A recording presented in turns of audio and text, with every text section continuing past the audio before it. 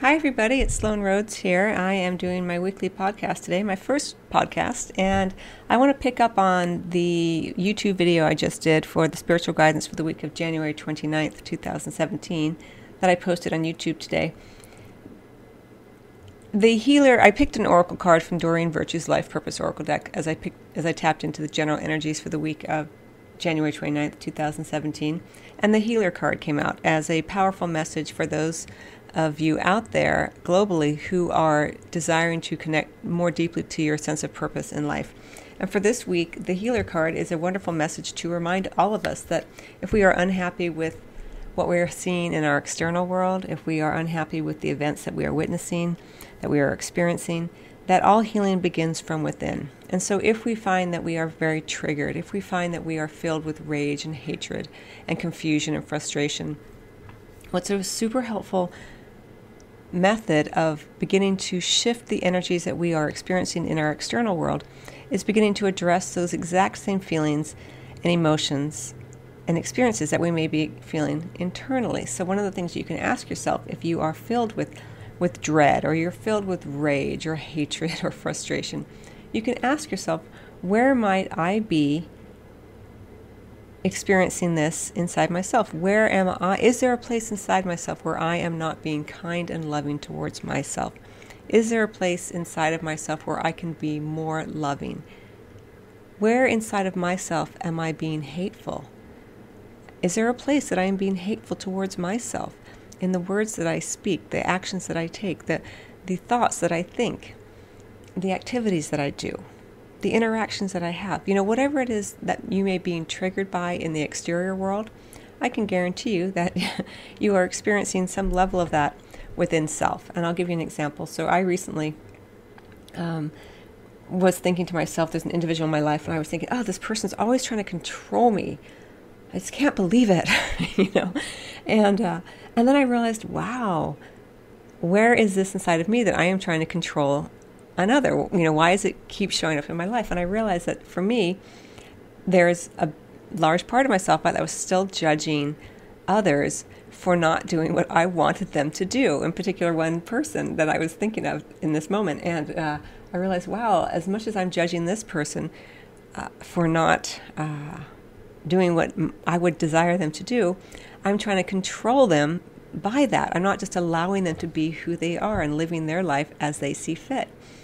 And it was like a huge, turning point for me, because I realized, wow, this person keeps trying to control me, or I am experiencing them as trying to control me. But I'm doing the exact same thing to a different level, but still same energy of trying to control another by my judgment of them. And then I realized that I am judging myself. The judgment that I'm, heaping on another is the same judgment that I'm heaping on myself in more subtle ways. But once you begin to kind of play with this idea, it does begin to unearth some areas that are rather painful to address sometimes. But always, consciousness does lead to change and healing and transformation. And so that is an important message today. So when the healer card came up, I just immediately went to my heart, because I was so touched that in spite of all the differences that we're all seeing within one another, and in spite of the fear that is existing in the world today, and the frustration that everyone's feeling in different ways with people who are not in alignment with their particular ideology or religious beliefs or political beliefs, the healer card is coming up because even with all of this difference, people are still wanting to have healing energy, to be a healer, to heal the world with that, that they find themselves in. And I think it's such a beautiful and bittersweet kind of message, because the healing that we want to see outside of ourselves is always the healing that we are wanting to feel and experience within. The more that we are at war with ourselves, the more that we will see that war represented and reflected back to us in our external world. And I know many of you know this to be true. You know it on a soul level, but our conscious mind, our linear mind, our egos, if you will, they have a hard time with this. They want to put it in the external. They want to say, no, this is the thing that needs to change in order for me to feel my sense of peace, my sense of safety, my sense of serenity. And but you know deep down at a soul level, as I've mentioned, that this is not the case, and that the more that we feel serene within, we've all had moments like this where we let go, we surrender, and then suddenly the thing that we thought we wanted comes to us. It's that same sort of energy. And for things to change, there always has to be some level of surrender. And that does not mean giving up. That does not mean that you don't take action if you feel threatened or something's in opposition to your belief system.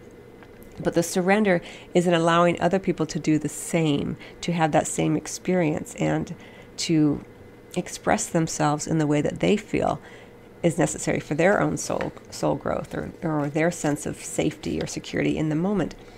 And so it's just kind of a way to create some expansion around this sense of difference, this sense of opposition, this sense of conflict, because the more that we can allow in a little bit of elasticity and distance and surrender, the more that we are able to let go and allow things to shift as they're going to when we feel more surrendered inside. It takes a little bit of practice, but I think we've all, as I've mentioned, I'm pretty sure we've all experienced moments of this. And so you can tap into those moments that you've already had to begin to recreate it in the moment now. So that is kind of what I was thinking about today as I picked that healer card in my YouTube video, because many people are like, oh, does that mean we just sit back and don't do anything? And, we need to take action. And of course, if that feels right and true for you, take action. The world is a very vital and dynamic place, and we're not just meant to sit; we are meant to do as well. But in equal, in balance, in harmony. And when we take action, if we're taking action from a place where we feel more at peace with ourselves, we will generate that much more peace in our results. Because when we take action from a place of fear, we tend to generate more fear and chaos. And it doesn't mean that we don't ever take action out of fear. Of course we do. We're humans. We're not the Buddha. But, there's levels of it and degrees of it that we can begin to play with. And the more that you can kind of play with it with a sense of play, as opposed to I'm better than you because I'm doing it and you're not, that creates more, again, I want to use this word elasticity, this more availability for change to occur. And not only availability for others to change, but for you to change your perspective as well. As you let go, as you surrender a little bit and allow for that sense of elasticity, allow for that sense of expansion, as opposed to getting locked into, it has to be this way, or my way is right, this person's wrong. It doesn't mean necessarily that you can't still feel that way. But when you allow for a little bit, just a little bit of surrender, that in order for things to manifest, there has to be surrender. Things have to have the opportunity to allow in a matching energy for things to manifest. It's very difficult to manifest something when you are locked into one way and one way only. It doesn't mean that it can't necessarily get manifested. It just takes a lot longer. And it's more difficult because, the universe will want to provide you with 100 doors, but you're locked in onto this one orange door. And so the universe is like, okay, I can get you that orange door eventually, but if you were just to surrender a little bit, there's this wonderful purple door with a fabulous, brand new TV behind it. And but you're like, no, I want that, that iPod that's behind this orange door.